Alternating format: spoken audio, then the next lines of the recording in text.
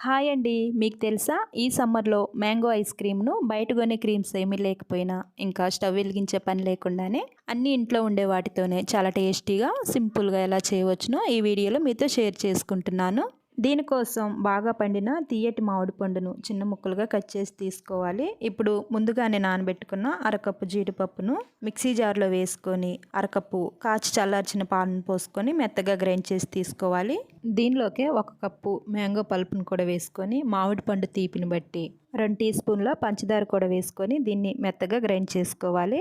దీనిలోకే ఒక పెద్ద టేబుల్ స్పూన్ల పాల మీద మీగడ కూడా వేసుకున్న తర్వాత దీన్ని 2 నిమిషాల పాటు హై స్పీడ్‌లో బాగా గ్రైండ్ చేసుకోవాలి. చూసారా, బయట కొనే క్రీమ్స్ అనేది యూజ్ చేయకుండా ఐస్ క్రీమ్ క్రీమీగా ఎంత చక్కగా వచ్చిందో. ఈ ఐస్ క్రీమ్ను ఒక బౌల్లో వేసుకొని దీనిపైన సన్నగా కట్ చేసి పెట్టుకున్న మామిడికాయ ముక్కలు కూడా వేసుకొని అంతా ఒకసారి బాగా కలుపుకొని మూత పెట్టి 8 గంటల పాటు ఫ్రీజర్లో ఉంచుకోవాలి. 8 గంటల తర్వాత చూసారా, మనకు కావాల్సిన క్రీమీగా ఉండే మ్యాంగో ఐస్ క్రీమ్ రెడీ.